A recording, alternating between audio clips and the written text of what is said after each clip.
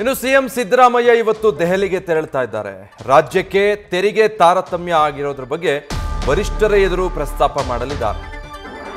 ರಾಜ್ಯದ ತೆರಿಗೆ ಪಾಲು ನೀಡುವಲ್ಲಿ ಕೇಂದ್ರ ಅಸಹಕಾರ ತೋರಿದೆ, ತಾರತಮ್ಯ ಮಾಡಿದೆ ಅನ್ನೋದು. ತೆರಿಗೆ ವಿಚಾರವಾಗಿ ಈ ಹಿಂದೆ ಕೂಡ ರಾಜ್ಯ ಸರ್ಕಾರ ಪ್ರತಿಭಟಿಸಿತ್ತು. ನನ್ನ ತೆರಿಗೆ ನನ್ನ ಹಕ್ಕು ಅಂತ ಹೇಳಿ ಪ್ರತಿಭಟನೆ ನಡೆಸಲಾಗಿತ್ತು. ಇದೇ ಮಾದರಿಯ ಹೋರಾಟ 2.0ಗೆ ಸಿದ್ದರಾಮಯ್ಯ ಈಗ ಪ್ಲಾನ್ ಮಾಡಿದ್ದಾರೆ.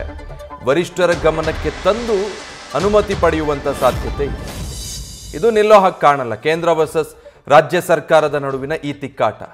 15ನೇ ಹಣಕಾಸು ಆಯೋಗದ 2018-23ರ ಹಣ ಬಿಡುಗಡೆ ಆಗಿಲ್ಲ.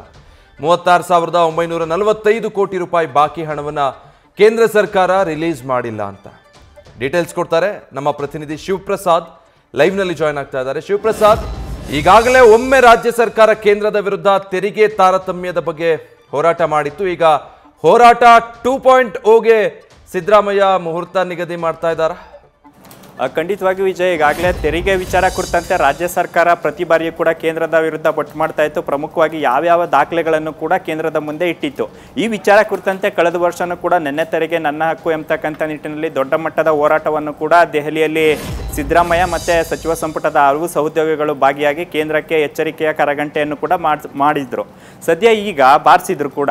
ಆದರೂ ಕೂಡ ಕೇಂದ್ರ ಸರ್ಕಾರ ಎಚ್ಚೆತ್ತುಕೊಂಡಿರಲಿಲ್ಲ. ಈಗ ಮತ್ತೊಮ್ಮೆ ಕೇಂದ್ರ ಸರ್ಕಾರವನ್ನು ಎಚ್ಚರಗೊಳಿಸಬೇಕು ಎಂಬತಕ್ಕಂಥ ನಿಟ್ಟಿನಲ್ಲಿ ಇವತ್ತು ಸಿದ್ದರಾಮಯ್ಯ ದೆಹಲಿಗೆ ತೆರಳುತ್ತಾ ಇದ್ದಾರೆ. ಈ ಸಂದರ್ಭದಲ್ಲಿ ದೆಹಲಿ ವರಿಷ್ಠರ ಜೊತೆಗೆ ಈ ವಿಚಾರ ಕುರಿತಂತೆ ಮನವರಿಕೆಯನ್ನು ಕೂಡ ಮಾಡಿಕೊಳ್ಳಿದ್ದಾರೆ. ಈಗಾಗಲೇ ರಾಜ್ಯಕ್ಕೆ ಬರಬೇಕಾದಂಥ GST ತೆರಿಗೆ ಬಾಕಿ ಹಣ ಇರ್ಬೋದು, 2023-24ರ ಆರ್ಥಿಕ ವರ್ಷದಲ್ಲಿ ಈವರೆಗೂ ಕೂಡ ಬಿಡುಗಡೆ ಆಗದೆ ಇರತಕ್ಕಂಥ 36,000 ಕೋಟಿ GST ಹಣ ಬರಬೇಕಾದರೂ ಸಹಿತವಾಗಿ ಈವರೆಗೂ ಕೂಡ 8,000 ಕೋಟಿ ಹಣವನ್ನಷ್ಟೇ ಬಿಡುಗಡೆ ಮಾಡಲಾಗಿದೆ. ಈ ಕುರಿತಂತೆ ಕೇಂದ್ರ ಸರ್ಕಾರ ಇರ್ಬೋದು ಮತ್ತು ಕೇಂದ್ರದ ವಿತ್ತ ಸಚಿವರನ್ನು ಭೇಟಿಯಾಗಿ ಮಾತುಕತೆಯನ್ನು ನಡೆಸಿದ್ರು ಕೂಡ ಈವರೆಗೂ ಕೂಡ ರಾಜ್ಯದ ವಿಚಾರ ಕುರಿತಂತೆ ಕೇಂದ್ರದ ನಾಯಕರು ಸೂಕ್ತವಾದಂಥ ಸ್ಪಂದನೆಯನ್ನು ಕೂಡ ನೀಡಿಲ್ಲ. ಹಾಗಾಗಿ ಈ ವಿಚಾರವನ್ನು ದೆಹಲಿ ವರಿಷ್ಠರ ಗಮನಕ್ಕೆ ತಂದು ಮತ್ತೊಮ್ಮೆ ನನ್ನ ತೆರಿಗೆ ನನ್ನ ಹಕ್ಕು ಮಾದರಿಯಲ್ಲಿ ಏನಾದರೂ ದೆಹಲಿಯಲ್ಲಿ ಹೋರಾಟ ಮಾಡ್ಬೋದಾ ಎಂಬತಕ್ಕಂಥ ವಿಚಾರ ಕುರಿತಂತೆ ಕೇಂದ್ರದ ನಾಯಕರ ಜೊತೆ ಸಿದ್ದರಾಮಯ್ಯ ಮಾತುಕತೆಯನ್ನು ಕೂಡ ನಡೆಸಿದ್ದಾರೆ. ಆ ನಂತರ ದೊಡ್ಡ ಮಟ್ಟದ ಹೋರಾಟದ ಜೊತೆಗೆ ರಾಜ್ಯಕ್ಕೆ ಬರಬೇಕಾದಂಥ ತೆರಿಗೆ ಪಾಲನ್ನು ಮತ್ತೊಮ್ಮೆ ಪಡಿತಕ್ಕಂಥ ನಿಟ್ಟಿನಲ್ಲಿ ಯಾವ ರೀತಿ ರಾಜ್ಯ ಸರ್ಕಾರ ಹೋರಾಟವನ್ನು ಮಾಡಬೇಕು, ಜೊತೆಗೆ ಕೇಂದ್ರದ ನಾಯಕರ ಸಹಕಾರವನ್ನು ಪಡಿತಕ್ಕಂಥ ನಿಟ್ಟಿನಲ್ಲಿ ಅವ್ರ ಜೊತೆನೂ ಕೂಡ ಮಾತುಕತೆಯನ್ನು ನಡೆಸಿ ಅವ್ರಿಗೂ ಕೂಡ ಕನ್ವಿನ್ಸ್ ಮಾಡ್ತಕ್ಕಂಥ ಪ್ರಯತ್ನಕ್ಕೂ ಕೂಡ ಸಿದ್ದರಾಮಯ್ಯ ಅವರು ಮುಂದಾಗಲಿದ್ದಾರೆ ಎಂಬತಕ್ಕಂಥ ಮಾಹಿತಿ ಲಭ್ಯವಾಗ್ತಾ ಇದೆ.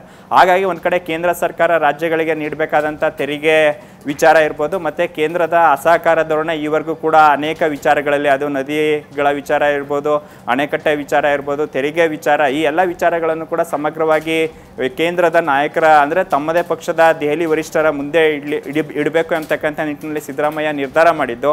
ಆ ನಾಯಕರು ಯಾವ ಸೂಚನೆಯನ್ನು ನೀಡ್ತಾರೆ ಅದರ ನಂತರ ಕೇಂದ್ರ ಸರ್ಕಾರದ ವಿರುದ್ಧ 2.0 ಹೋರಾಟಕ್ಕೂ ಕೂಡ ಈಗ ಸಿದ್ದರಾಮಯ್ಯ ಸರ್ಕಾರ ಸಜ್ಜಾಗಿದೆ ಅಂತಕ್ಕಂಥ ಮಾಹಿತಿ ಲಭ್ಯವಾಗ್ತಾ ಇರ್ತಕ್ಕಂಥದ್ದು. Vijay, thank you Shivaprasad. News First ನಿರ್ಭೀತಿಯಿಂದ ನಿಮ್ಮ ಪರವಾಗಿ.